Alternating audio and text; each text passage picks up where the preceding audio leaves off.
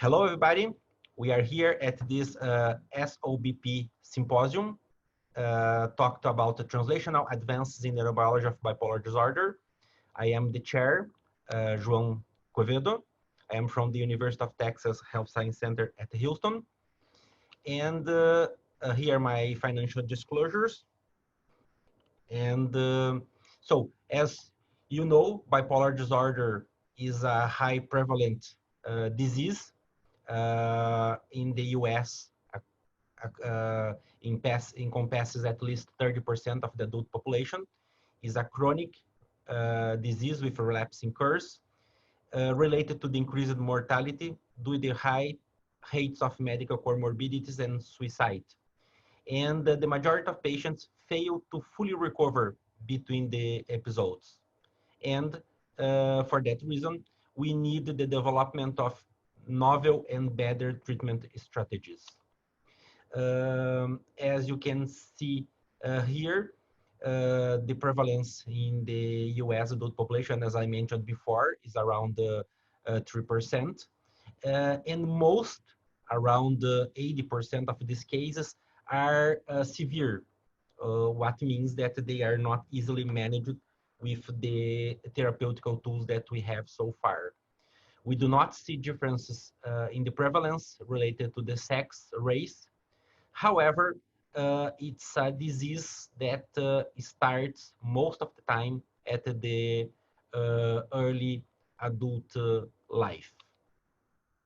The symptoms, they range from severe depression to severe mania.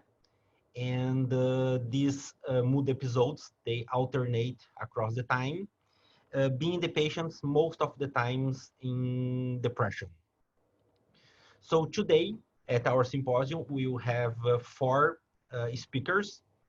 The first one will be Dr. Gabriel Fries. Gabriel is an assistant professor at the Fales Department of Psychiatry at the University of Texas Health Science Center at Houston. And he will speak about the investigation of epigenetic aging in bipolar disorder and the in vitro anti-aging effects of lithium. He will be followed by Dr. Giselli Scaini.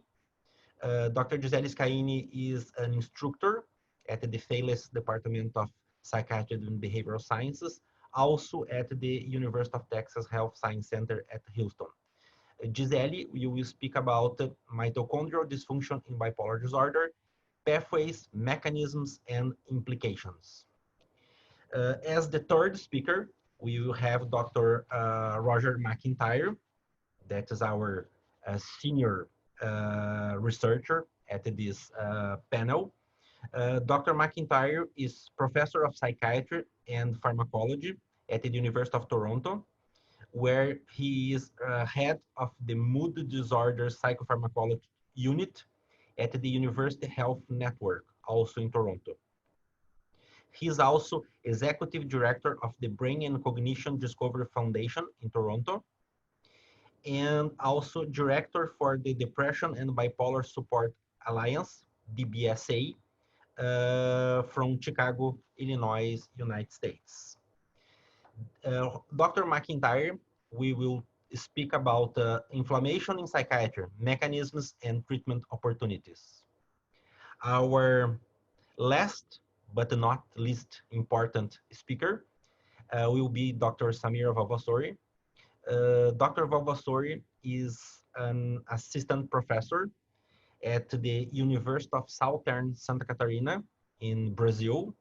Is a very bright young faculty, and she will present about modeling bipolar disorder in animal models. So we do believe that our symposium will cover very interesting aspects on the bipolar disorder research field. So starting our symposium, we will move now to Dr. Fries' presentation. So yes, thank you, João, for the introduction. I'm also happy to be here. I mean, of course, I wish we would all have had the chance to be in New York City for this, but at least now we have, the opportunity to share some of our work through this virtual matter, which is quite interesting and exciting. So first of all, I hope everyone is safe and healthy. And today I'm going to talk a little bit about an investigation of epigenetic aging in bipolar disorder and the in vitro anti-aging effects of lithium, which is a small part of a much larger research program that we have here in our department, focusing on the role of epigenetic mechanisms in bipolar disorder. Right, so these are my fundings, and I have no conflicts of interest to declare.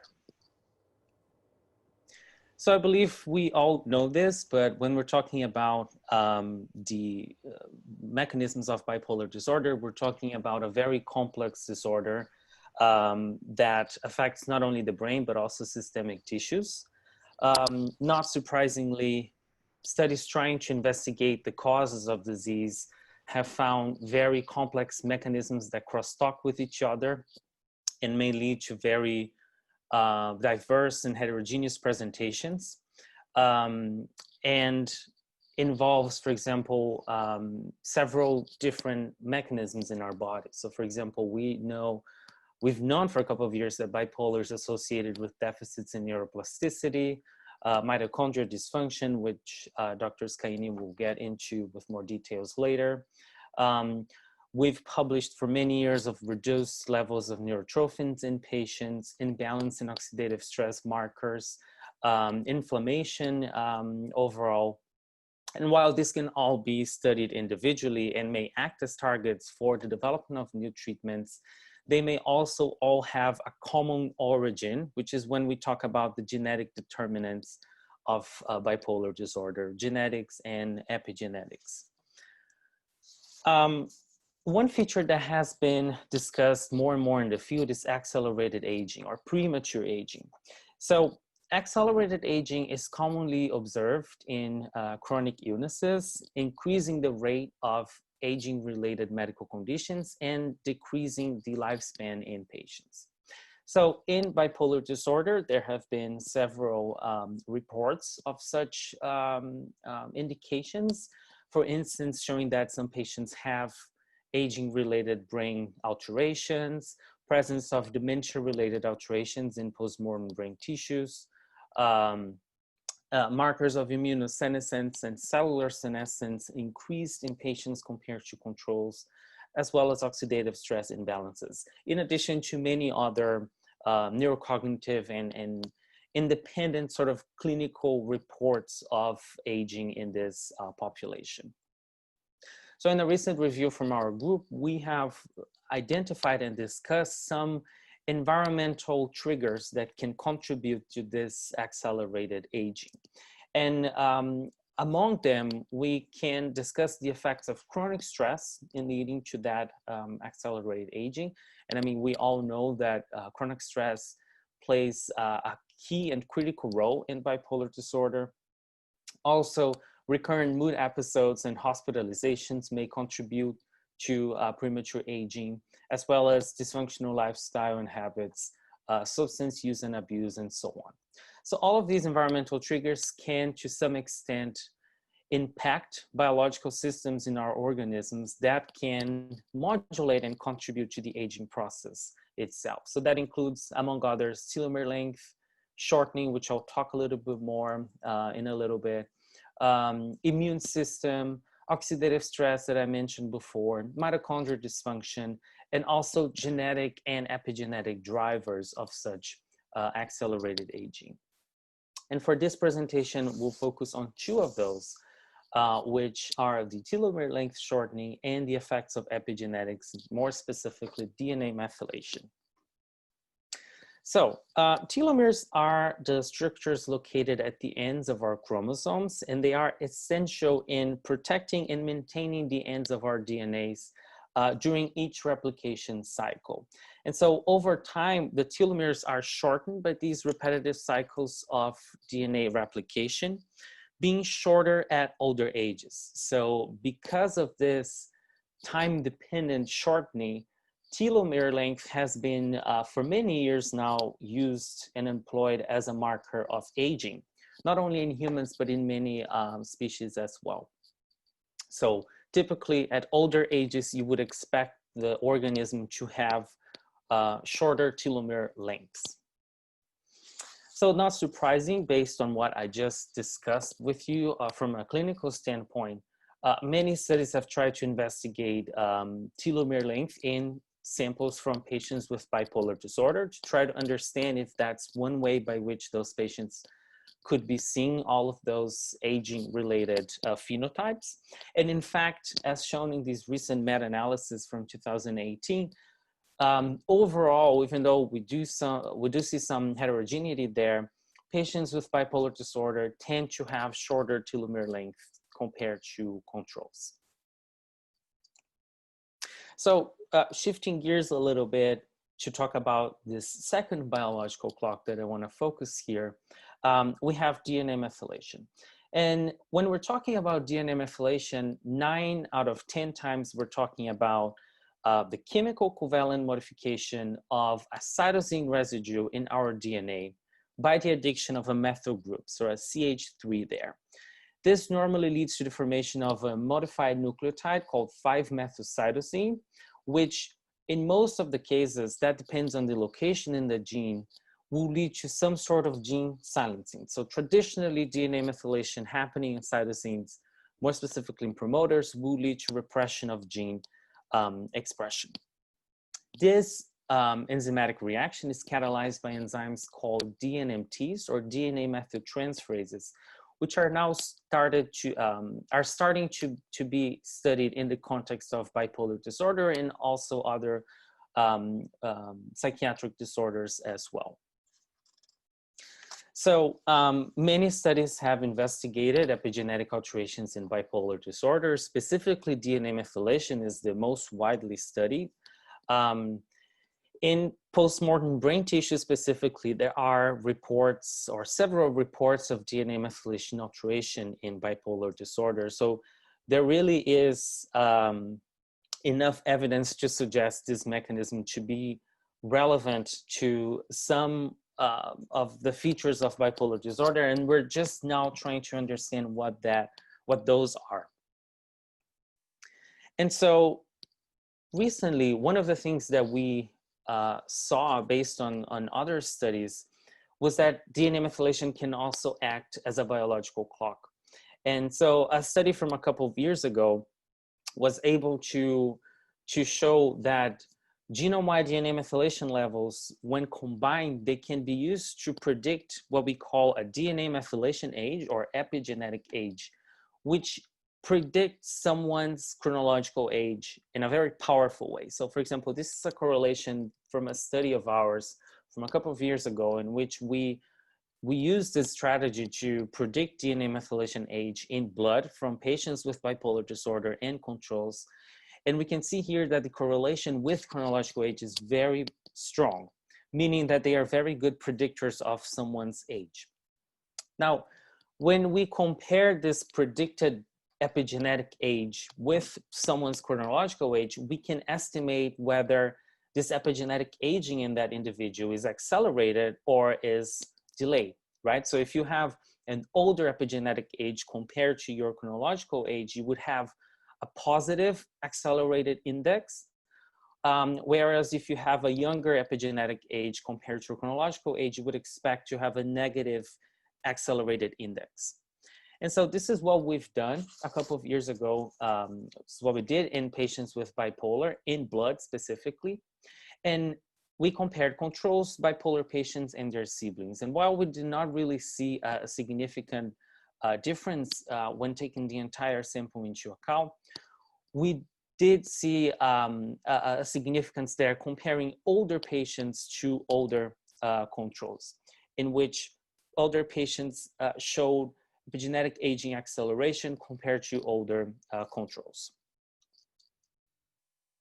Now, this study in blood prompted us to evaluate or to wonder whether this epigenetic aging might also be relevant in brain, based on all of those studies that I showed to you that suggested that DNA methylation showed alterations in brains of patients with bipolar disorder. And so this is what we did. specifically in hippocampus that were derived from the NIMH Human Brain Collection Core. So we got a hold of hippocampal samples from 32 healthy controls, or non-psychiatric controls, I would say, and bipolar disorder type 1. We collected demographic data for all of them: age, sex, race, postmortem interval or PMI, tissue pH, smoking status, and body mass index or BMI. And we set out to measure genome-wide DNA methylation in all of these tissues and calculate epigenetic age, just as we had done with the blood samples in the previous study. So this is how the results looked like for that particular analysis. So again, as was the case for blood, we saw a strong correlation between the predicted DNA methylation age and the chronological age in these subjects, suggesting that this epigenetic age was a good biological clock in hippocampus, in brain. And just like we did see for the blood samples, we found no statistical significant difference in those measures of acceleration comparing the entire sample, but we do see an increase or an acceleration of this epigenetic aging in patients compared to controls, specifically in the older subjects and not so much in the younger subjects. So we also studied telomere length in the same tissues based on our evidence that telomere length was an important biological clock relevant for bipolar disorder neurobiology. And we do see a negative correlation with chronological age, suggesting again that that would be a good biological clock for those tissues. But contrary to what we had hypothesized, we saw no significant differences in our between group analysis. So when taking the entire sample into account, or even when splitting between younger and older subjects. So finally, we found a significant negative correlation between telomere length and epigenetic aging acceleration, showing that those patients that, or those controls that showed the higher, or the faster pace of aging acceleration in terms of epigenetics were those that tended to show the shorter telomere lengths overall. So really suggesting that these two clocks might be going along in the same direction. And so in summary, this first study was able to suggest an accelerated epigenetic aging in the hippocampus of older patients compared to older controls, as was the case for the blood.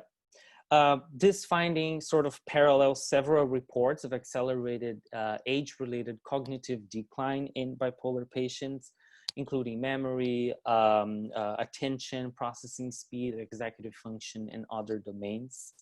And it suggests that epigenetic mechanisms might be involved in this neurocognitive deterioration that is seen in patients, since we're seeing these aging effects on hippocampal tissue.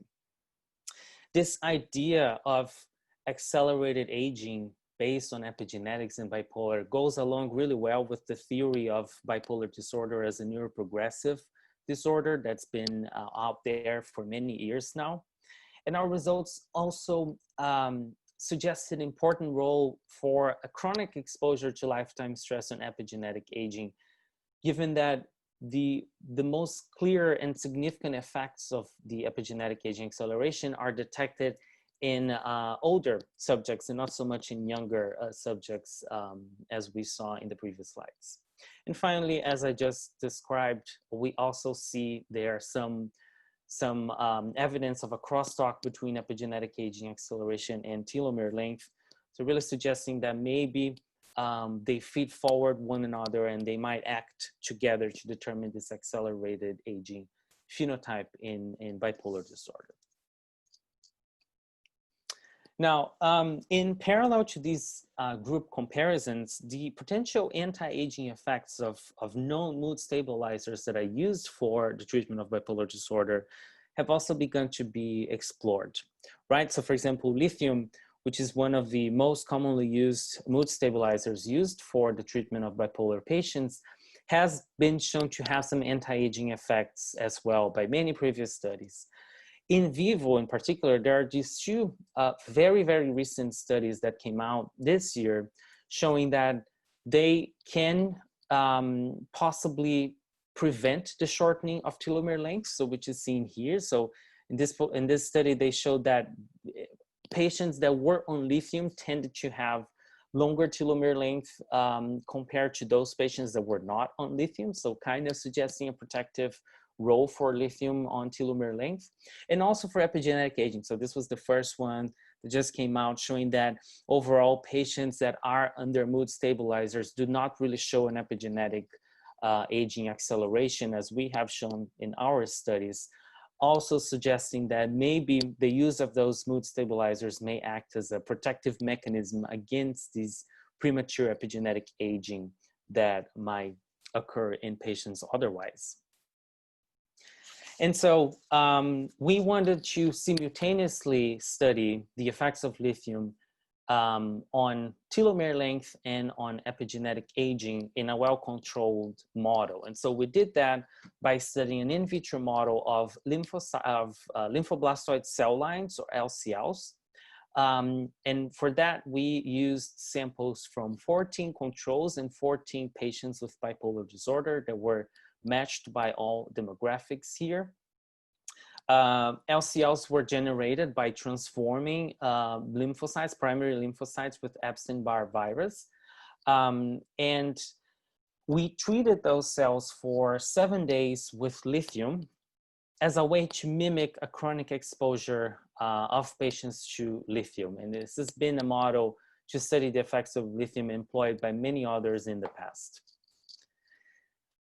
So we have previously studied these cells in other contexts, and a previous publication from our group has shown that the dose of 1 millimolar lithium for 7 days in cells from both controls and patients is not toxic for these LCLs.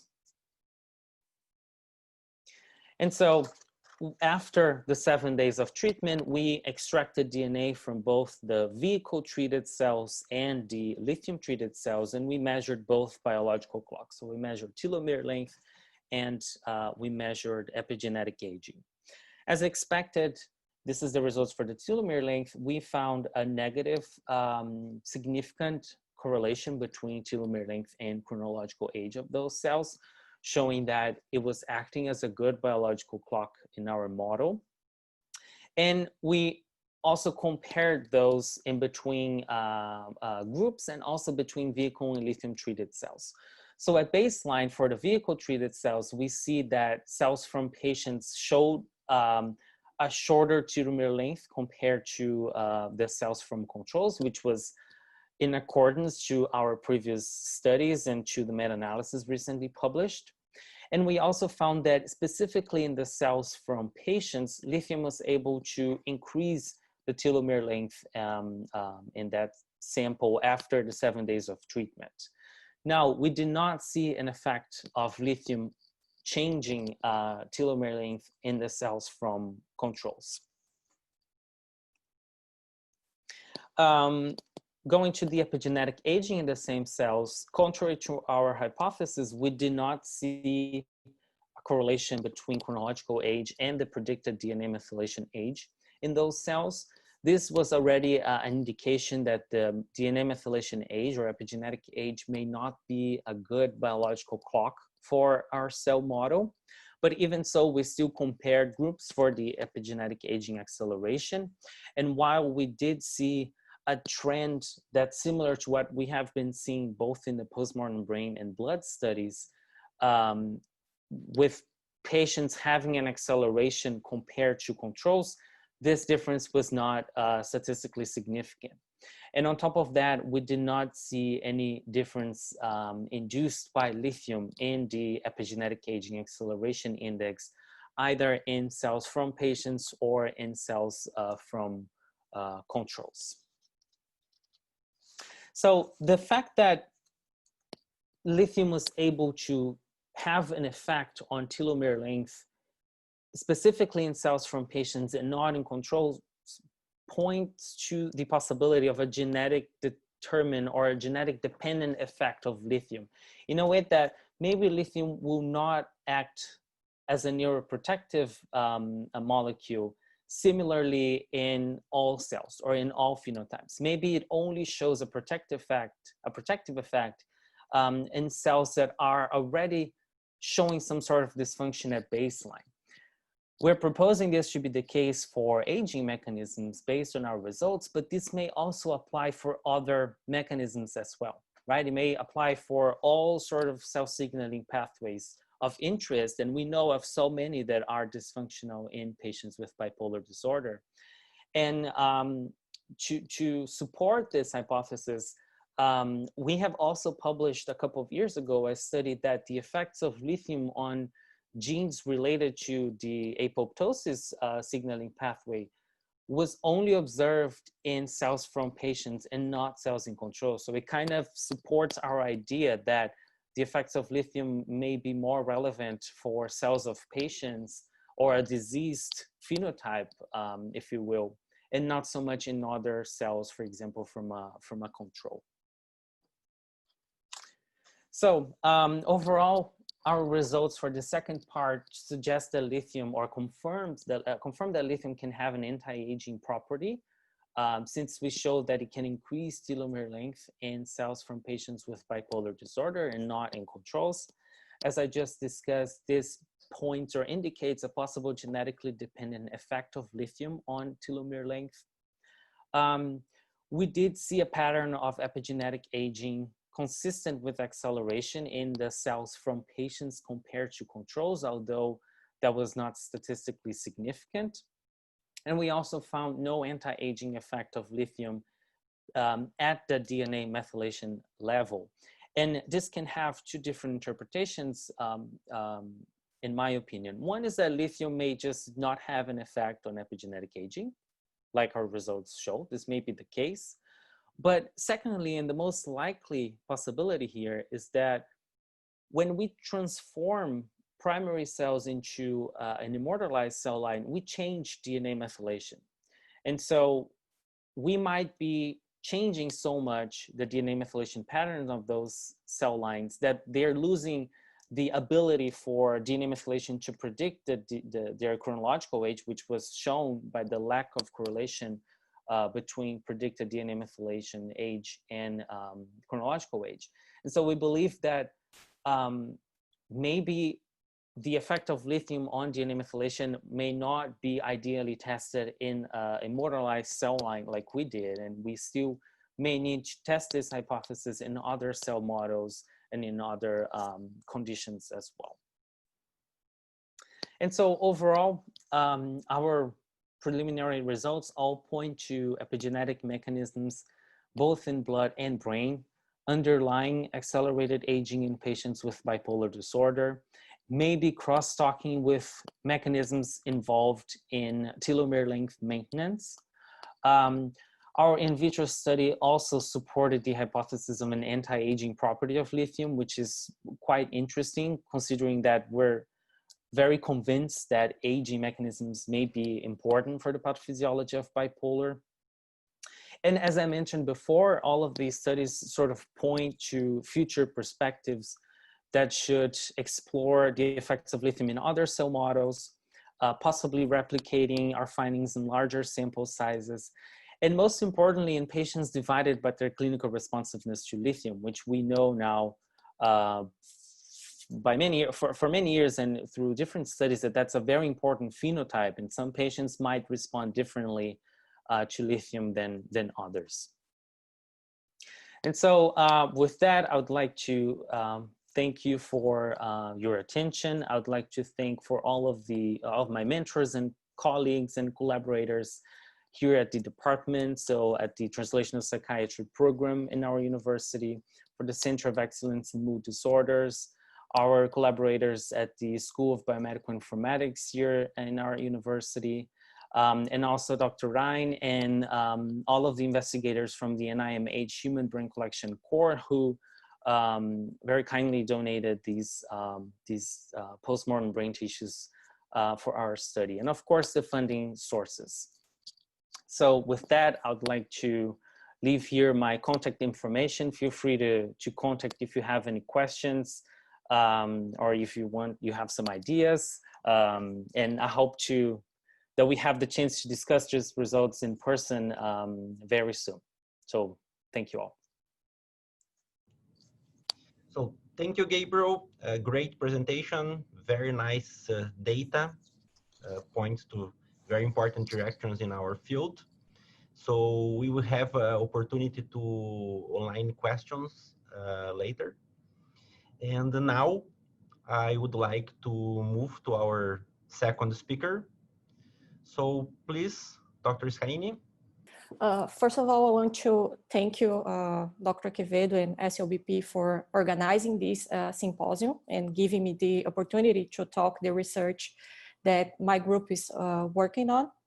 It's a great pleasure, although we are doing this online symposium. It's a great pleasure to be here and talk a little bit about our work.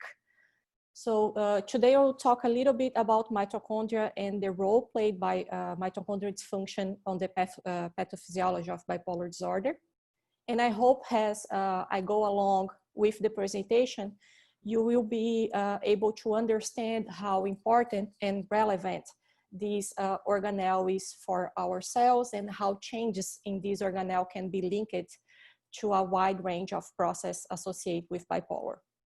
You have my email on the screen, so feel free to reach out and ask me questions if you like.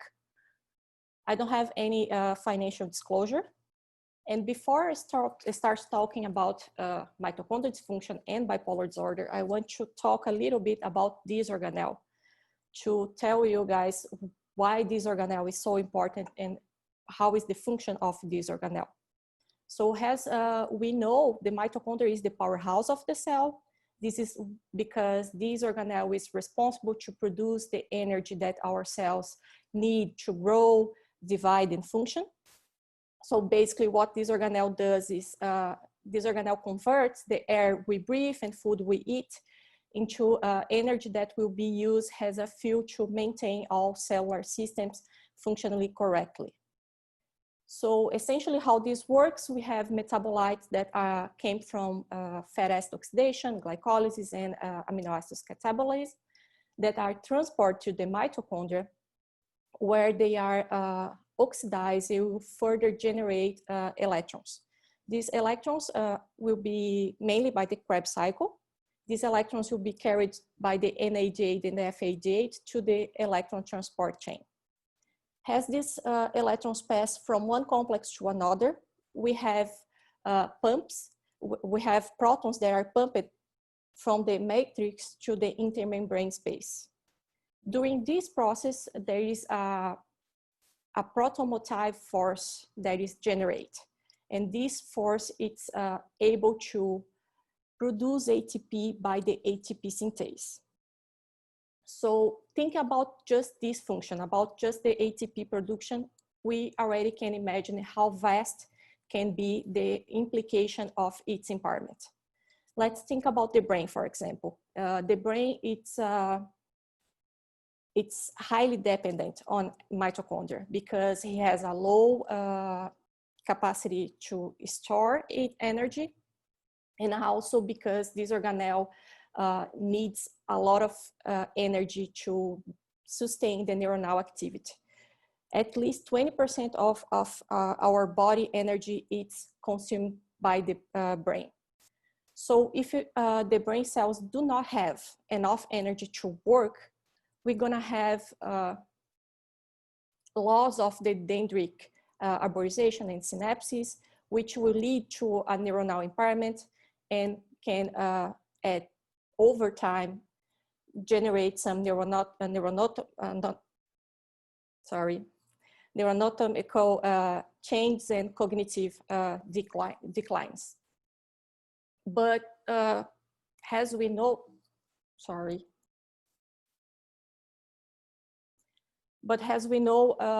mitochondria is not so passive. This organelle is much more than the powerhouse of the cell. This organelle has in numerous functions in our cellular process.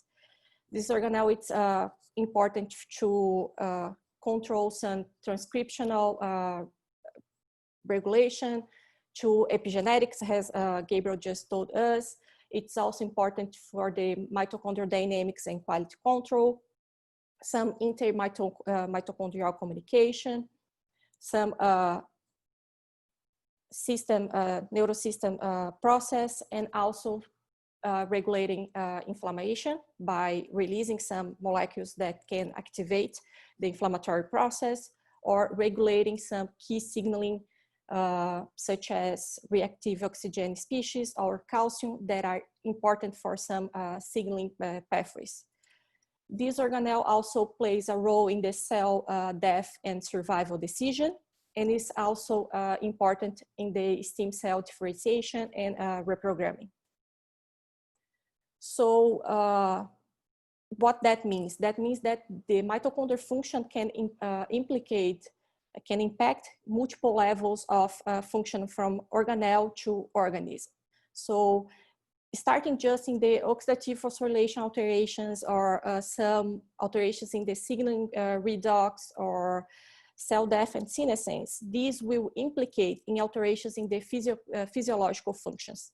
And these physiological functions can implicate in some clinical outcomes.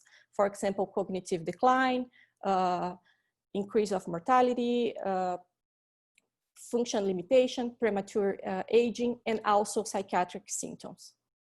So considering all of these, is not a surprise that mitochondrial dysfunction have been implicated in the pathophysiology of bipolar disorder. In fact, this field has been studied for over 20 years. And recently we published a review taking together all the data that we have about bipolar disorder and mitochondrial dysfunction. And this is the big picture that we know at the moment about the alterations in the mitochondrial function in bipolar disorder. So we have studies showing that there is bioenergetic defects in bipolar disorder, which are related to decrease in the oxidative phosphorylation and Krebs cycle, which decrease the ATP production. We also have studies suggesting that this decrease in the oxidative phosphorylation leads to a shift to the glycolysis pathway, which cause an increase in the lactate and a decrease in the pH. We have evidence showing alterations at the mRNA expression of genes involved in the oxidative phosphorylation and Krebs cycle. We have also evidence showing alterations in the mitochondrial pore transmit system, releasing cytochrome C release, increasing the cytochrome C release, and leading to apoptosis, as Gabriel just showed us. We have an important alteration in the calcium channel, leading to an imbalance in the calcium levels, and also alterations in the creatine kinase system. These studies in the creatine kinase system, they have suggest that the patients, they don't have the ability to restore the ATP homeostasis when the cells are stimulated. If we are the patients in a baseline without any stimulus, the cells can keep the ATP homeostasis. But when there is a stimulus and the cell needs to produce ATP, these cells, they are not able to keep the ATP homeostasis, leading to a damage. Besides these alterations in the bioenergetic functions of we have some alterations in the mitochondrial morphology. There is a study that was published in 2010 by Cataldo showing that patients with bipolar disorder, they have a large number of smaller size mitochondria. And this was also showed by a recent study showing that bipolar patients, neurons derivate from bipolar patients, they also have a smaller mitochondria with a smaller size. And in this study, what was interesting is that when they treat these neurons with lithium, lithium was able to restore the size of the mitochondria. So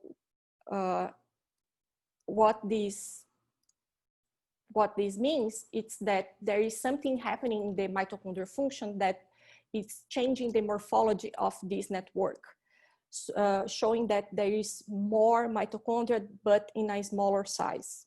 And one of the mechanisms to explain these alterations is the fact that the mitochondria is a highly dynamic organelle undergoing two cycles of fusion and fusion. So this network, it's called mitochondrial dynamic, and is crucial to maintain the mitochondrial shape, distribution, and size, which will match the metabolic demands of the cells to maintain the quality control. So basically what we have in this network is mitochondrial fusion that is driven by two steps mediated by proteins MFN1 and 2 and OPE1.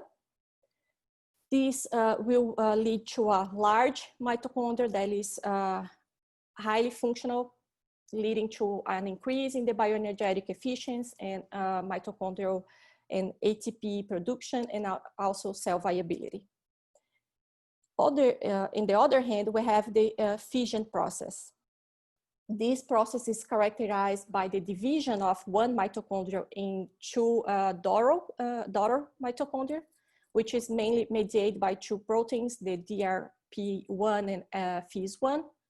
And this system provides a form of quality control because this causes the segregation of mitochondrial damaged parts. So during the fission process, we have the cells detect some part of damage, and this fission process is activated, and the damaged mitochondria is divided from the healthy mitochondria. This healthy mitochondria will continue the cycle of fusion and fission system, but the damaged mitochondria will be eliminated by mitophagy. And this can be by two processes, the pink parking pathway or by some mitochondrial receptors. Although this fission process is a quality control process, this can be also dangerous because if we have an excessive fission activation, we're gonna have an increase in the oxidative stress, mitochondrial depolarization, and ATP production.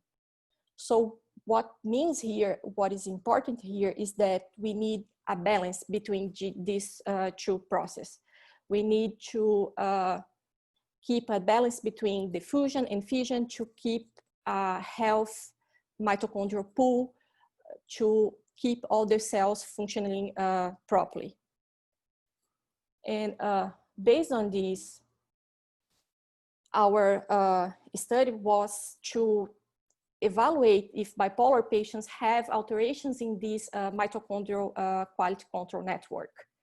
We know from previous studies that bipolar patients had a large number of mitochondria with a smaller size, and these could be related to the increase in the mitochondrial fragmentation, but at that moment we didn't know if it was related to alterations in this mitochondrial quality control system. So we performed some experiments and we analyzed the levels of proteins related to mitochondrial dynamics, MFN1, MFN2, and OPE1. These proteins are linked to the fusion process, and FIS1 and DRP1 that are linked to the fission process. So we found that bipolar patients, they have lower levels of MFN2 and OPE1, both in the levels of gene expression and protein levels. And we also found an increase in the FIS1 protein. This suggests us that the mitochondria in bipolar disorder patients, they have an imbalance between fission and fusion process, and they are more fragmented. So to establish if these changes in the fission and fusion process happen with alterations in combination with alterations in the mitochondrial mass. We also evaluate the mitochondrial DNA copy number and citrate synthase activity. Although we didn't find any statistical difference in the mitochondrial DNA copy number, we found a statistically decrease in the citrate synthase activity in bipolar patients. And this alteration was positive correlated with the levels of MFN2 and OPA1, which suggests us that these two proteins are required to regulate the mitochondrial morphology by tipping the balance towards mitochondrial fragmentation. So this increase in the mitochondrial fragmentation could be linked to a decrease in the bioenergetic function of the mitochondria, and to confirm this, we also evaluate the complex 1 activity, and we found, as expected, a decrease in the complex 1 activity that was positive correlated with the levels of MFN1/2 and OPA1/2. So this suggests that cells with lower levels of proteins related to fusion, they have a lower capacity to produce ATP. So at the end, we have, which suggests that this mitochondria is at some point impaired.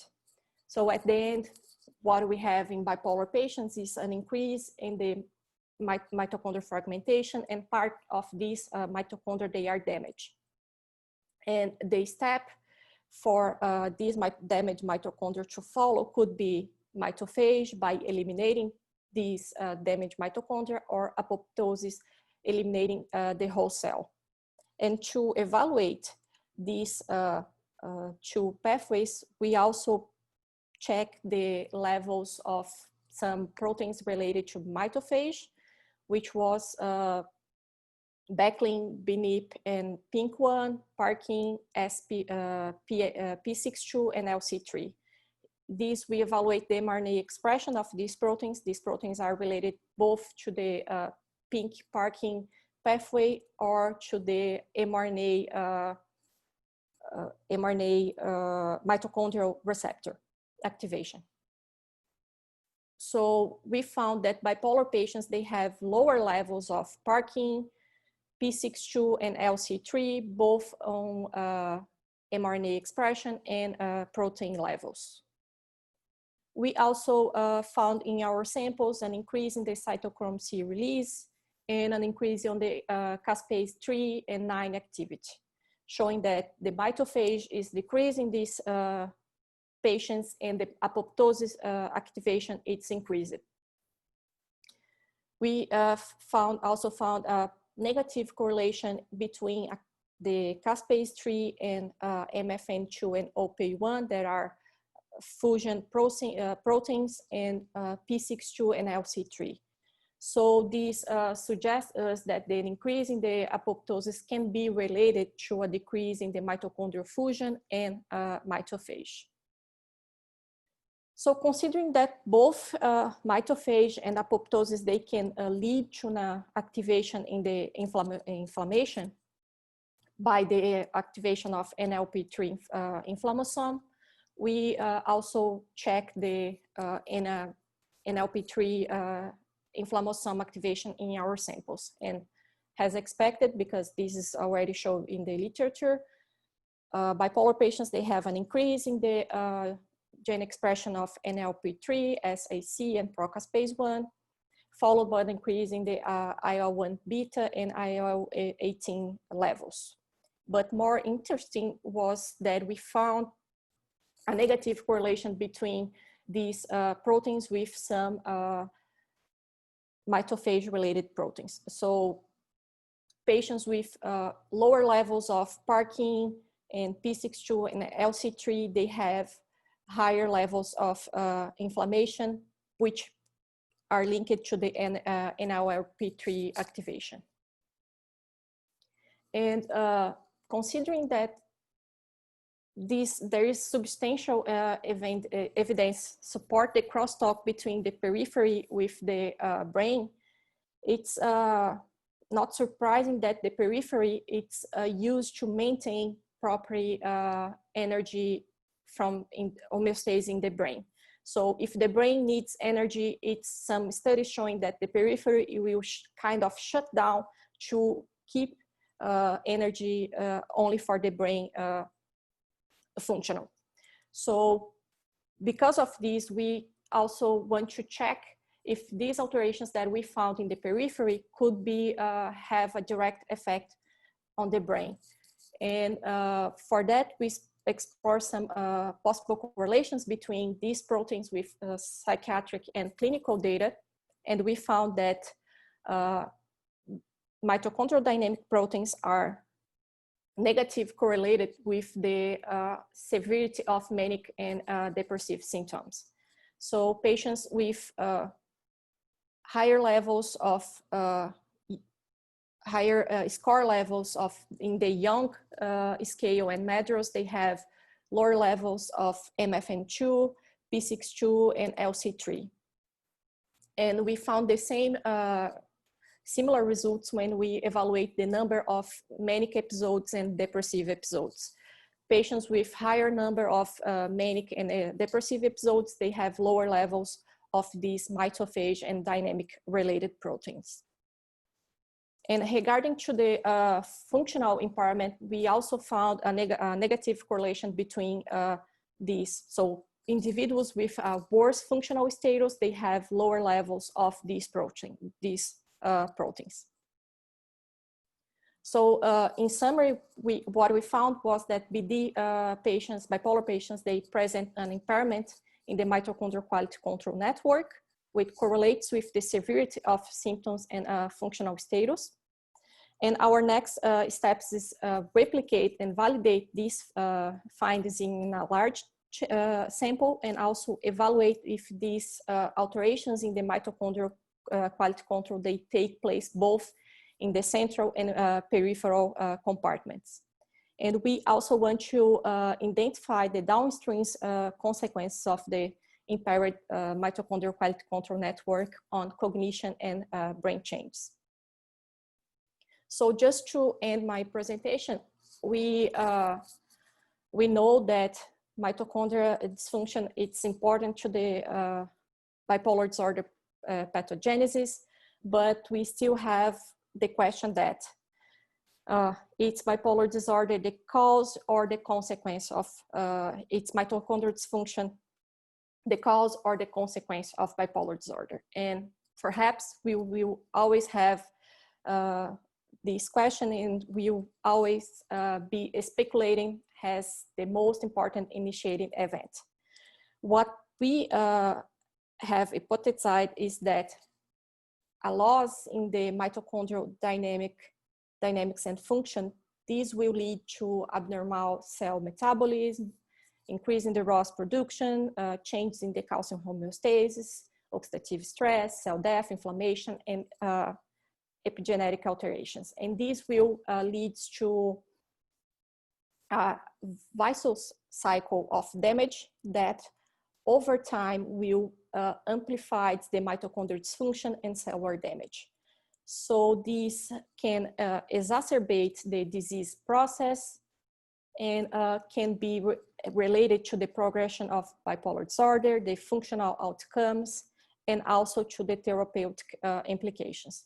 So we suggest that the mitochondrial endophenotypes may pave the way for future therapeutic strategies according to different pathophysiological subtypes of bipolar disorder. So we believe that bipolar disorders, patients, they can have different endophenotypes related to the mitochondrial function, and these phenotypes will respond better for a different type of treatment compared to another ones, and they can also implicate in the outcomes of the disease.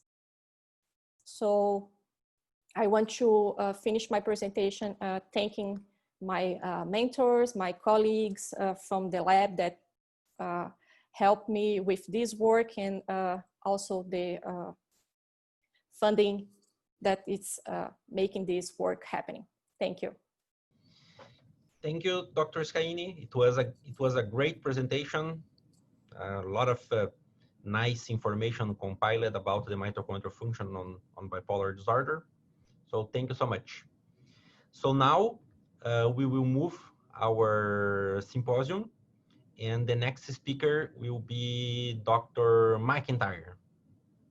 Hello, I'm Roger McIntyre. I'm the professor of psychiatry and pharmacology at the University of Toronto, and I also have professorships at other universities in the United States, in New York and California, as well as in Asia. And I'm going to be speaking with you today about metabolism and inflammation and mood disorders. There really are a couple of areas that I'm going to cover, but before I do, here is a list of the disclosures of organizations that have supported my research. These are organizations in the private sector. I'm also supported by government grants and foundations. What I would like to do, though, is really just share with you what I see is the key messages. We're going to focus on the role of inflammation in metabolism, perhaps as a causative factor, certainly as a factor relevant to the pathogenesis of mood disorders. And secondly, what that information that we're beginning to gather might tell us or inform us with respect to novel treatment approaches. This clearly has been a very difficult time around the world with COVID-19. It's not the focus of my presentation, but this was a study that we've published, which we've replicated in Canada and the United States, projecting an increase in suicide as a consequence of the incredible mental assault that's taking place, the anxiety, the economic insecurity, the social isolation, and stay-at-home orders that have taken place. We're going to see an increase in a whole host of mental disorders like depression and other conditions that are associated with suicide. My point is that the need to have effective and disease-modifying treatments could never be greater, given what our global community has gone through. One of the observations that has been made, and I'm not going to spend too much time on this, is how suboptimal most treatments are in both major depression and bipolar disorder. It always depends on how you define a good outcome, but if we define a good outcome in depression or bipolar as a patient having no more clinically relevant symptoms and feeling themselves again with full functional recovery, which I think is what the goal should be, you're probably looking at maybe 20 to 25% of people are able to achieve that very understandable goal that we should be achieving for everybody. So 75% or so are not achieving it. We need new treatments, and we need to get outside of the cul-de-sac we're in right now. We need to have very novel ways of thinking about brain mechanisms and then develop treatments that can target those mechanisms as early as possible to improve the recovery rate in patients. There are so many factors that we think about with respect to drug discovery and development, and so many factors we need to think about with respect to disease modeling. And so much has been said about the genome. Of course, we should never forget about the exposome, the exposures, that quip that your zip code means more than your gene code with respect to your health is well taken. Trauma is a very common event in the history of people with mood disorders, and trauma significantly decreases a person's response to treatment. And we're going to come back to trauma in a moment and how that might create a biotype of metabolic perturbation and inflammatory perturbation. In other words, trauma doesn't just occur in people's lives, but it changes the biology of their illness, or certainly changes the response to treatment.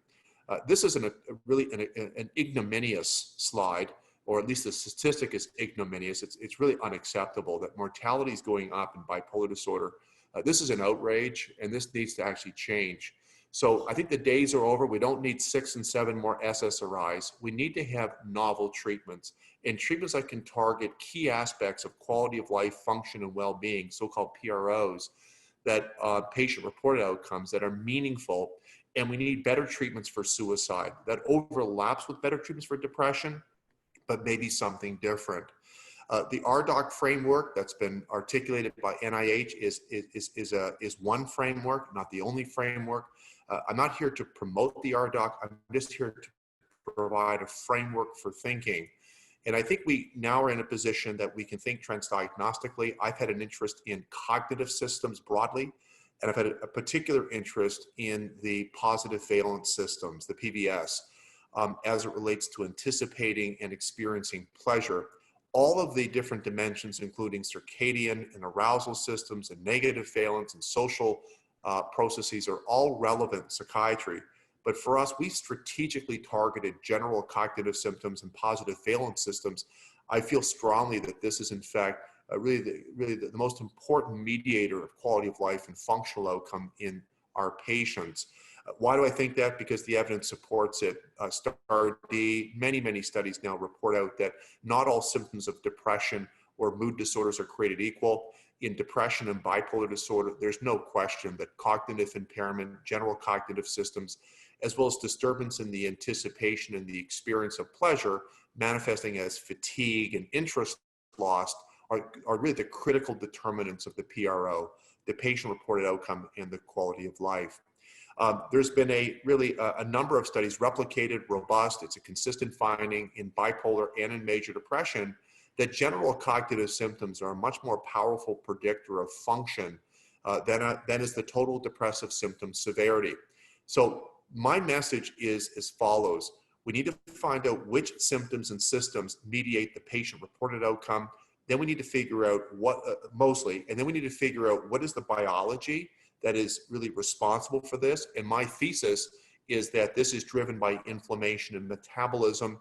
So as a derivative of those two comments, we need to find treatments that target those systems to help our patients. Well, what is anhedonia? What's the absence of pleasure? That's the, I guess, the succinct way of saying it. But anhedonia can be disambiguated into the anticipatory, the consummatory aspect. This is the wanting, the liking. And again, just a reminder, most know this, but dopamine is really largely implicated in the anticipatory dimension, while cannabinoid and opioidergic systems are implicated on the experiential side. Both systems are affected in adults with mood disorders, major depression, and bipolar, and they do overlap with general cognitive processes, which makes evolutionary sense that memory would be linked to reward. That seems to have a very obvious evolutionary advantage. But the other part to that is that as we begin to think about metabolism and inflammation, our conclusion has been that these are the two dimensions, general cognition and positive valence, that are probably really well within the wheelhouse of metabolism and inflammation. Let me just now start off this with a couple of lines of evidence. As your body mass index increases, your cognitive functions go down. That's been observed in the general population. It's been observed in the psychiatric population. I often use the metaphor that obesity metastasizes to the brain. And what I mean by that is through perturbation in cellular metabolic systems, whether those be at the mitochondrial level or at the protein level, like insulin or incretins, or we're looking at inflammation, which we'll say a few more words about. This process, these mediators of inflammation and metabolism, are likely accounting for the decreased cognition. In addition to having a lower cognitive performance in adults who have obesity, we also see a disturbance in both the anticipation and the experience of pleasure. Many would know the effort expenditure for reward tasks. There's other types of tasks like delayed reward and delayed discounting. Simply put, to what extent does reward-based decision-making, is it influenced by obesity? And again, to keep going with this, to keep it succinct, as body mass index increases, we're more likely to see a delay, discounting the delay. In other words, people are more likely to discount the importance of a delayed gratification, a delayed reward. So in other words, they are more likely to make decisions that are more short-term, perhaps more impulsive, perhaps not carefully considering the reward that would be in place if in fact they were to delay the reward. So taken together, both general cognitive systems and as well as the anticipatory system of reward are impaired. And there's many lines of evidence showing that the consumption aspects also impaired. Now, there is convergent evidence in depression and bipolar. This has been looked at in many studies, many populations, not just in clinics, but in the general population. There does appear to be a pro-inflammatory balance in subgroups of people with mood disorders. I think by now most know that CRP, IL-6, and IL-1 are some of the most replicated. In other studies, TNF-alpha. We also see a decrease in some of the anti-inflammatory cytokines, like IL-10, for example. And that body of knowledge has really been accumulating alongside evidence showing that there's a link between metabolism and risk of depression. Now, everybody knows that diabetes is linked to depression, but let's get a bit more granular. When you look at peptides like insulin and look at insulin resistance is linked to cognitive impairment and anhedonia, both anticipation and experience. There's another peptide you can see on the slide here, DPP4, dipeptidyl peptidase. It's an adipokine produced by adipocytes released into the periphery. It does have translocation to the brain. This is involved in incretin activity. And what this slide is saying is that really 1 + 1 = perhaps 3. Insofar as your CRP goes up, your acute phase inflammatory reactant, you're more prone to depression. As DPP goes up, you're also more prone to depression. And the two together seem to be at least additive, if not multiplicative. In other words, perturbations in metabolism and inflammation are driving risk for depression broadly. And I think all of you now know that as your cytokine signature suggests more pro-inflammation, in this case interleukin-6, you're more likely to see a decrease in cognition. So I start off by saying that obesity is linked to cognitive impairment and reward-based decision impairment. Now I'm at the molecular level saying that we have metabolic and inflammatory peptides interfering with reward-based decision-making as well as with cognition. One of my colleagues, Rodrigo Mansur, led this analysis at our center showing that within samples of adults with depression, obesity is highly correlated with impaired reward-based decision-making, even more in addition to what could be accounted for by the depressive illness, using the effort expenditure task, showing that individuals who were obese were less likely to exert effort for greater lower probability rewards. And so that speaks directly to what I've been talking about, that in this population, we see change in cognition, we see change in reward. Along with general cognition, we think about social cognition. This is colleagues in Italy working with us, showing that in a sample mixed of bipolar and schizophrenia, that obesity, especially linked through metabolic dysfunction, is linked to impaired social cognition. And we know from other lines of evidence that both inflammation and metabolic change affect social cognition negatively. This is theory of mind mentalization. So we start off by saying that obesity is linked to general cognitive processes and reward-based decision-making disturbances. We think this is driven in part by inflammation, in part by metabolism. There is a fairly compelling body of literature showing that inflammation can cause inflammaging, so-called immunosenescence, leading to premature cell death. This is also observed in insulin resistance paradigms, whether we're looking at molecules like telomeres or other systems, or looking at cellular survival. This has been really linked. And so bringing this back to depression in terms of volumetric changes, or some of the studies conducted in postmortem brain looking at microglia, showing that in depression and bipolar, we do tend to see loss of cellular population, both microglia, other glia, as well as neurons. And we think this is in part driven by inflammation, which we call inflammaging, but also through metabolism, which we call metaboptosis. And again, when cellular systems in the brain are exposed to insulin resistance, it does lead to apoptosis and necrosis. And so coining this phrase, metaboptosis. This is a study from colleagues that have worked with us, Dr. Yamagata, showing that in adults who have bipolar disorder who are more overweight, interestingly enough, we began to see a molecular pattern that is indicative of greater cellular aging. So my point is that we know from other lines of research that obesity is linked to cellular aging, including the brain. In our mood population, we have reasons to believe that this is also occurring based on not just volumetric work, but also based on postmortem studies.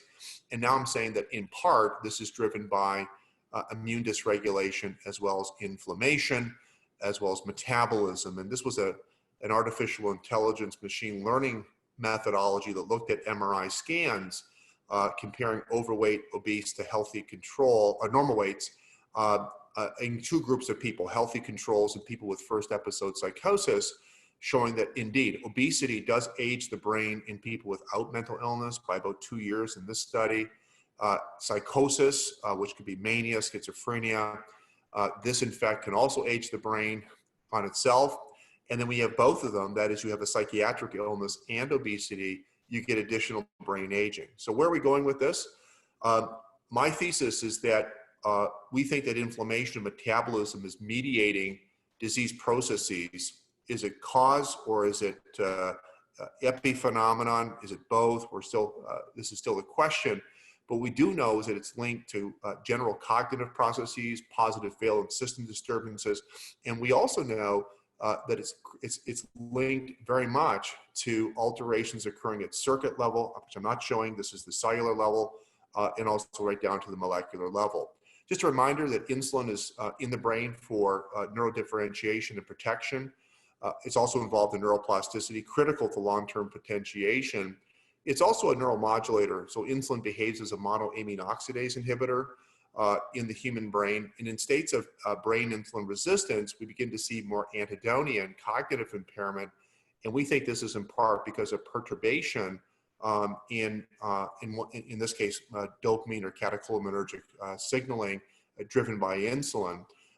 Again, Rodrigo Manser, who has been one of the lead investigators at our center, conducted this study in postmortem brain in adults with bipolar. He found a very interesting finding with respect to the expression of insulin and dopamine genes.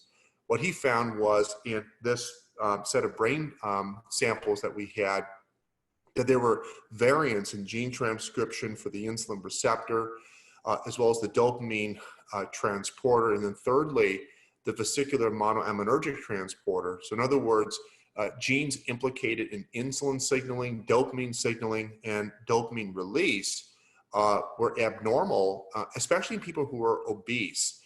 This is relevant because in the bipolar and depressed population, we're always looking for CNS studies, and this is postmortem brain, and the limitations of postmortem brain are well described. Notwithstanding, these gene transcripts implicate changes in key systems relevant to metabolism and inflammation. Just to keep us all on the same page, inflammation does dampen down reward-based activity. This has been seen over and over again, powerfully linked to, as I said, decreases in anticipation and experience of reward.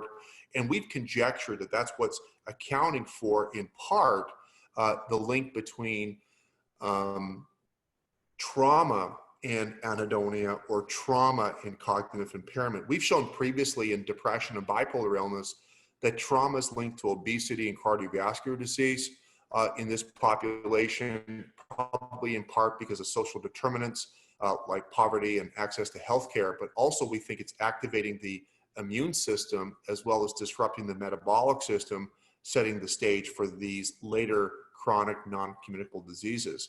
Other lines of research, this is some data from Australia from colleagues there showing that in adults who report childhood history of trauma, adverse childhood experiences, ACE, they have elevated cytokines, IL-6, TNF-alpha. So again, that's in keeping with what I just showed you, that being in fact that childhood trauma is linked to later onset chronic non-communicable diseases. This paper appeared in the American Journal earlier this year, very interesting, showing a different biosignature of inflammatory markers amongst people who go on to have post-traumatic stress after being exposed to serious trauma. And this is not the focus of my presentation, but it's a reminder that not all biosignatures are really putting a person at risk. Some biosignatures may be protective, so-called resiliency biotypes. And so there may be a resiliency inflammatory biotype that still needs to be parsed. But the point being is that exposure to environmental pathogens like trauma do activate inflammatory systems. Some people go on to have chronic non-communicable diseases like depression, obesity, heart disease, some don't.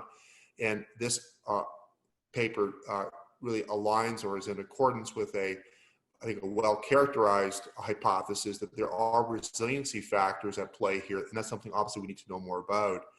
We're talking about a global loneliness epidemic, and we wonder why loneliness is linked to obesity and heart disease and depression and premature death. Well, one reason could be because of activation of inflammation. And again, it goes back to this point, is that the social determinants play a key role in activating the immune system.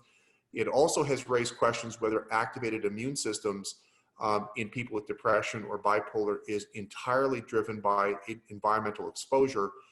The answer is we don't know. I'm not convinced it's entirely through environmental exposure. We have reasons to believe it could also have, at least some of the genetic architecture studies, the GWAS studies, are suggesting in mood disorders that these individuals have maybe allelic variants for genes that participate, for example, in insulin signaling and maybe also inflammatory processes. But look, I think it's a specious question whether it's one or the other. There's no question that through epigenetic mechanisms, inflammatory systems and metabolic systems can be activated in people exposed to these events. We're hearing a lot about the gut with respect to the enterotype and microbiome. This was a study we published looking at the diversity within the GI tract, the enterotype in bipolar disorder, showing a decreased diversity of certain species, some differences between bipolar 1, bipolar 2. I think my point is that this is yet another aspect. This is the gut, the brain, or the brain-gut microbiota axis as maybe another source of variance with respect to metabolism and metabolic changes in our group of patients that we see. And then, of course, it does have implications for how we're thinking about perhaps very novel treatments going forward.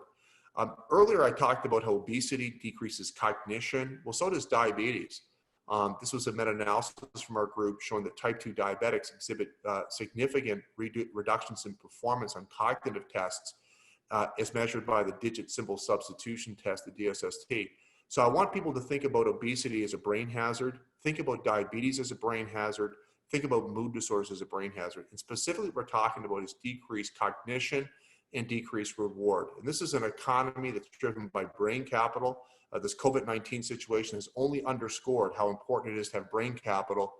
People with brain capital that is jobs that demand tremendous intellectual resource were ones that were least affected by this COVID-19 situation. So there's a lot of social and economic implications for this as well. One of the points I also want to share with you is that we now know that as your cognition improves, so does your reward-based decision-making. This is a study we published in depression using vortioxetine, showing that if you improve cognition, you can affect reward positively. Conversely, if you affect reward, you can improve cognition. A recent paper by Westbrook in Science showed that in ADHD, psychostimulants increase reward, and that translates into improved cognition. So it goes both ways. If you affect cognition, you can affect reward, affect cognition. They're not the same, but there is a kind of almost a halo effect. And my point is that by targeting one, you could benefit the other. The neurobiology is discrete, but they are overlapping. Now, with respect to treatments and using anti-inflammatories, I would say that this is still a work in progress. Anti-inflammatory treatments show some signal of efficacy based on meta-analysis that we've conducted. There's also been population-based studies showing that drugs like statins or metformin, which is a biguanide, might be able to reduce hospitalizations in bipolar disorder and schizophrenia. So these are indirect lines of evidence, in part affirming the inflammatory metabolic hypothesis, but clearly we need more specific studies. We did a study with the TNF-alpha antagonist infliximab in bipolar depression. This was a very rigorous study with bipolar depression, adults over the age of 18 with an elevated CRP, or they had some other inflammatory phenotype like obesity. Interestingly, on the full analysis set, we did not find between group differences in the full sample. What we did find, however, is in people with a history of physical abuse, there was absolutely a signal of efficacy in that group. And that makes kind of sense because people with trauma are more likely to have an inflammatory biotype. And we also found that infliximab was helpful for treating anhedonia. So rather than thinking about inflammation or treatment, we have to get out of this business of thinking about treating all the symptoms. No one thinks like that in chronic disease, but dimensions like positive valence or cognitive symptoms, the positive valence systems were benefited by this inflammatory approach. And going forward, this is the way we think we have to develop the treatments targeting these dimensions. And we've been able to show that infliximab helps patients who have trauma, which is more of an inflammatory, metabolically abnormal phenotype, as well as treating anhedonia. Minocycline, which is a microglial stabilizer, tetracycline type drug, some small studies showing signal of efficacy in meta-analysis. There's been a recent study in bipolar depression failing to demonstrate efficacy. I think what our studies show with infliximab and what studies like this are showing with minocycline is that we really need to have studies designed wherein the patients are really stratified on the basis of having an inflammatory phenotype. We shouldn't do any more studies just giving anti-inflammatories to people. We need to do studies where we're giving treatments to people who are more likely to benefit from the anti-inflammatory. That is, people who are enriched based on an inflammatory signature or some type of childhood event like trauma. One way forward is using exosomes. These are neurally derived, and this is work that Rodrigo Manso and my team has been leading, showing that, in fact, we see alterations in some of the molecular signature in the exosome. This is more of a methodological call to action. I think looking at peripheral markers, absolutely, it's easy, it's pragmatic, it's what we do, but we really need neurally derived signatures, and the exosome does provide opportunity to look at these signatures. And by the way, we are seeing inflammatory and insulin type changes in these exosomes, and perhaps the enrichment process might need to include not just peripheral, but perhaps even exosome type markers. Just to round this up, other types of metabolic treatments are under development. We've been looking at insulin to treat cognition for a long time in mood disorders. Suzanne Kraft has done that for Alzheimer's disease. These are the DPP-4s and also some of the glucose urea drugs, sodium glucose transporter inhibitors showing brain improvement in rat models. This is data that we've had showing that insulin can actually improve cognition in non-diabetics who have mood disorders. So a growing interest in these types of approaches. And finally, liraglutide, one of the drugs for obesity and diabetes, has been shown in our lab to improve not just cognition, but also reward. Incretins implicated in circuit activity that subserves cognition and reward. And so these are very novel ways of really thinking about approaching this. Diet's got a little ways to go yet. We're not really there yet to recommend ketogenic diets, but there are studies underway in depression and bipolar disorder. And obviously we're going to need those types of studies to really guide us. And then finally, psychosocial treatments like mindfulness, CBT, IPT, and more recently, social rhythm therapy has been able to show pro-cognitive effects. And also social rhythm therapy, I would hypothesize, probably has some degree of anti-inflammatory effect through normalization of the circadian rhythm. And then diet. Diet matters, and this is a study we showed, published, showing that 25% caloric restriction not just reduces inflammation, but also actually improves cognition and healthy controls. Stepping back 2 steps, I think we just really need to have a more informed approach to diet. What is the diet? Is it pre, pro, or antibiotic enriched? Is it ketogenic? We don't really know, but what we do know is that manipulating diet can affect the inflammatory signature and certainly can affect metabolism, and that may be part of a broader treatment plan.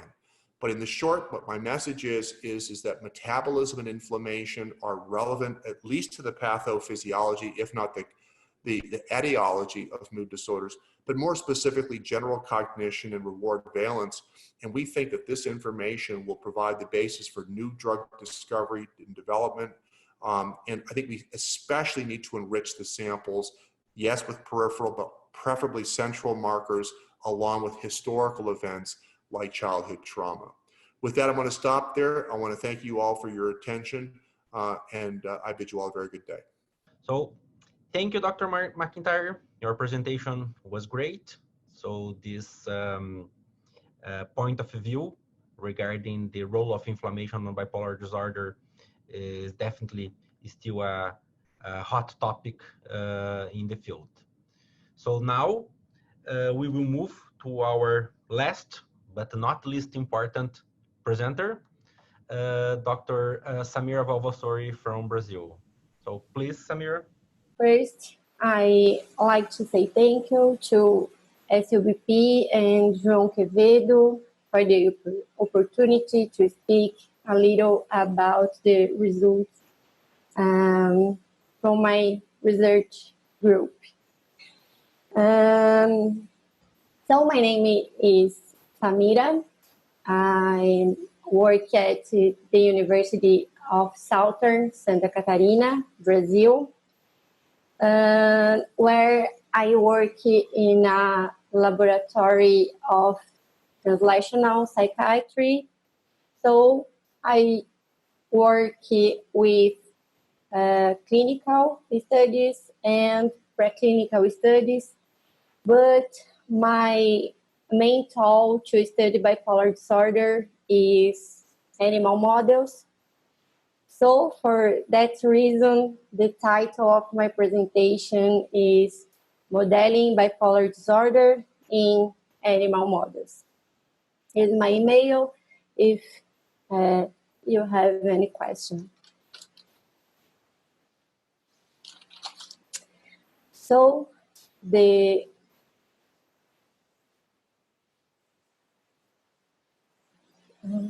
what? Okay, sorry. Oh, now it's okay. So the topics for discussion of my presentation is animal models for psychiatric disorders, animal models for bipolar disorders, the validities, the sodium-potassium ATPase hypothesis, the animal model of bipolar disorder induced by OABN, and conclusions.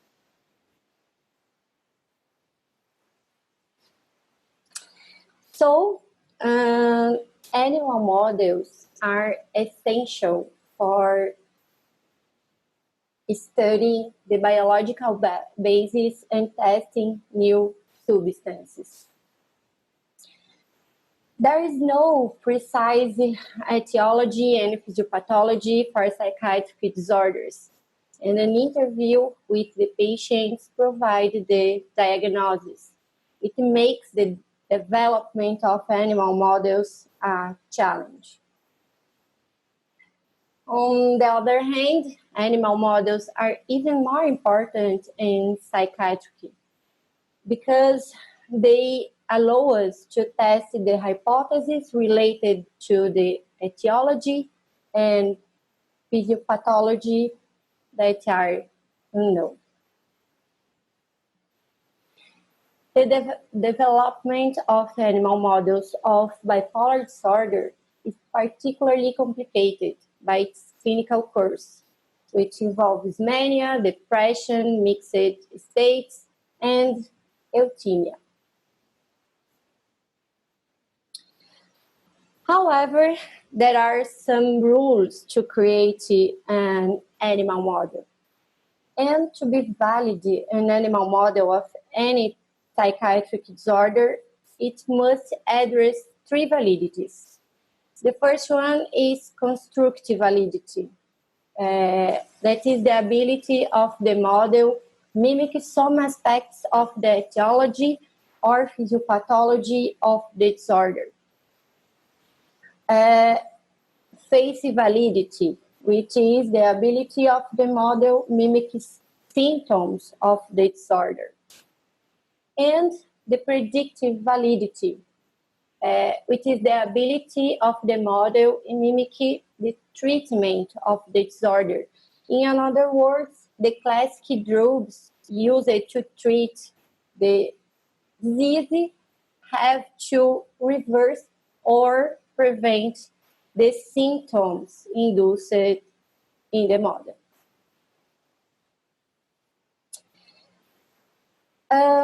The sodium-potassium ATPase theory suggests that sodium and potassium pump alteration is involved in the pathophysiology of bipolar disorder. Sodium and potassium ATPase is an electrogenic transmembrane enzyme activated by ATP, and its function is to regulate intracellular sodium and potassium levels to maintain membrane potential. Bipolar disorder has been consistently associated with abnormalities in sodium, potassium, ATPase activity, and not just the activity, but studies demonstrate that genetic variations in sodium, potassium, ATPase are associated with bipolar disorder, suggesting a role of this enzyme in the etiology of this disorder. Another point is that digitalis-like compounds were significantly higher in the brain from bipolar patients than depressed and healthy individuals.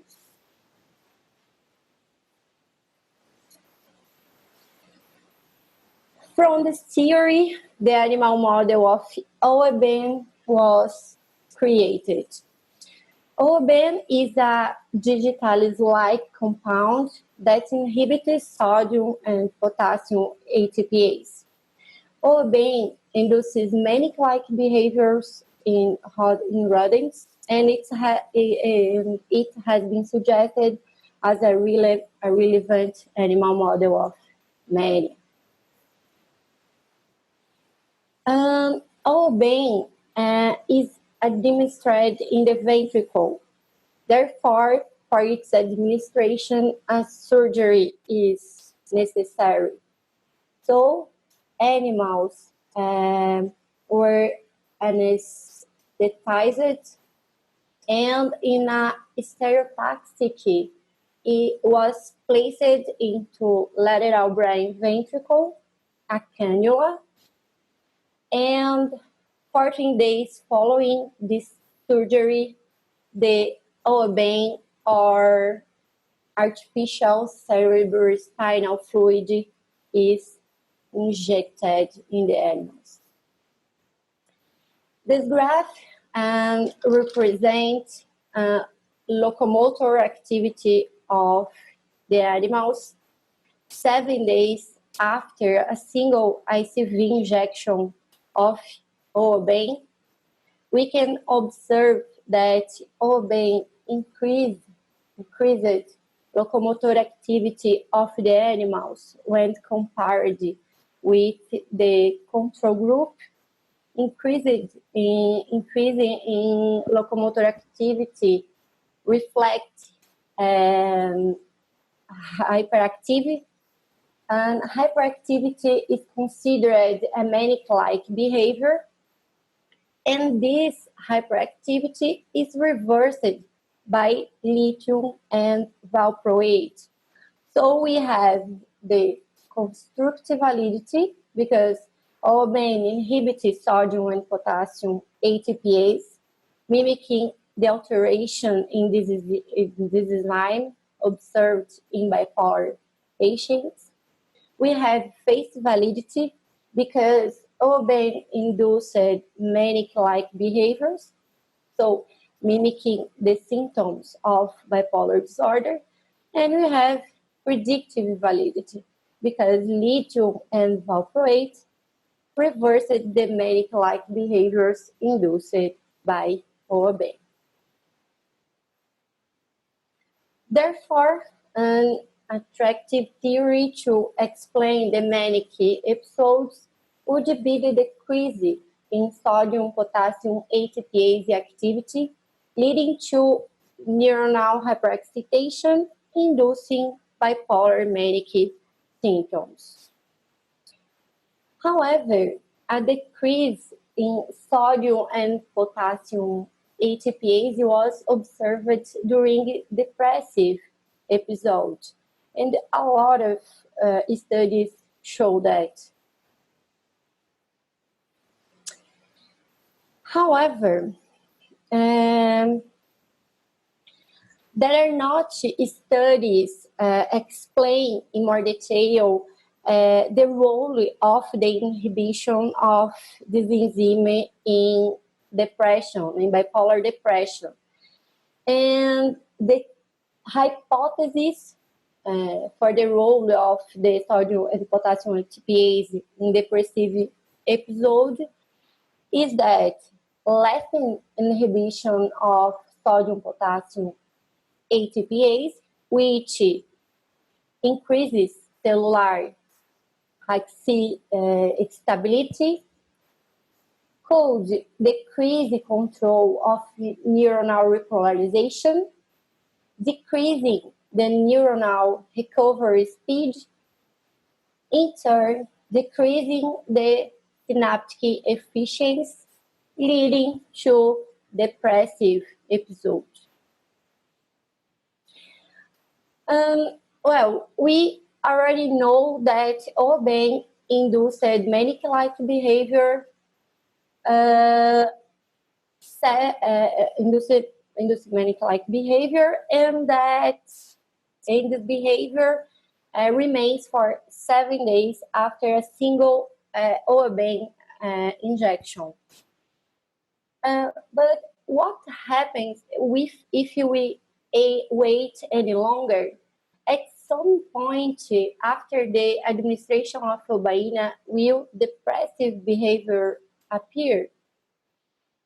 From this question, we evaluated manic and depressive behaviors 7, 9, and 14 days after a single Oben administration. The answer to this question was published in the last year in the Translational Psychiatry, and the title of the article is Validation of the Animal Model of Bipolar Disorder Induced by Oben, Face, Constructive, and Predictive Perspectives. I chose just few graphs because of the time, but first we reproduced previous studies from our and other laboratories, and so 7 days after Oben injection, we can observe increased in locomotor and exploratory activities, which are parameters of hyperactivity, and we observed an increase of visits to the center of open field, which are a parameter of risk behavior. These manic-like behaviors were reversed by lithium. 9 and 14 days after Oben injection, don't change locomotor or exploratory or number of visits to the center of the open field. To evaluate depressive-like behavior, we used forced swimming test and sweet food consumption. The immobility time in the forced swimming test reflects a parameter of behavior this year. And sweet food consumption is a test which evaluates anhedonic-like behavior. 7 days after Oben administration, decrease the immobility time of the animals. Of course, they are hyperactive. And 90 days after administration of Oben, didn't change the immobility time of the animals, but 14 days after Oben injection increased the immobility time in the forced swimming test, which are considered a depressive-like behavior. The same pattern we can observe in the sweet food consumption. 7 days after OB injection, increased sweet food consumption. Of course, it seems that the animals increased the pleasure, I don't know, for the sweet food. So they increased of these parameters. And 90 days after administration of Lobaina, we can't observe change. But 14 days after administration of Lobaina, there was a decrease of sweet food consumption, which is a parameter of anhedonic behavior. Lithium partially reversed the mobility time and totally reversed the decrease in the sweet food consumption induced by OBEN. So here, 7 days after administration of OBEN, we have manic-like behaviors. I don't know if I am extrapolating, but maybe 90 days after OBEN administration seems to be an intra-period episode, mimicking maybe euthymia, and 14 days after OBEN injection, we have depressive-like behaviors. To prove the constructive validity of the model, we evaluated the sodium-potassium ATPase activity in the brain of the animals, in frontal cortex, hippocampus, and in total brain. And we can observe that 7 days and 90 days after OBEN administration, decreased the activity of this enzyme. And it seems that 14 days after administration of OBEN, back to normal this enzyme, the activity of this enzyme. And to improve the constructive validity of the model, we evaluated biological markers alteration observed in the bipolar patients, such as AGPA axis, and oxidative stress, and other parameters. I chose just few graphs. We can observe that APT age was increased, levels was increased in 14 days after OBEN injection. Corticosterone also increased after 14 days after OBEN injection, and adrenal gland weight also increased after 14 days after OBEN injection, and lithium can reverse all this AGPA axis alteration. Here is the graph. We evaluated a lot of parameters of oxidative stress. Here is just the lipid oxidative damage, which was evaluated by LPO, MDA, and H-isoprostane, and for H&E in frontal cortex and hippocampus. The lipid oxidative damage was increased in all brain structures and in all lipid oxidative damage that we evaluated. And lithium reversed these oxidative parameters in all its structure and all biochemical analysis. So the conclusion is that the Obain model complies with the 3 validities required for an adequate bipolar disorder model.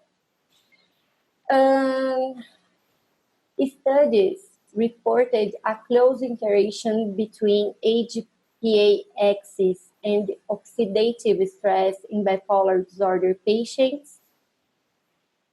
So maybe the reduced activity of sodium and potassium ATPase could be linked to increased secretion of glucocorticoid hormones and oxidative damage, leading to the mood swings. Lithium acts against these pathological chains, which contributes to mitigating bipolar disorder symptoms. So, our main model could be used in studies on the pathophysiology of the disorder and to screening mood stabilizers drug candidates.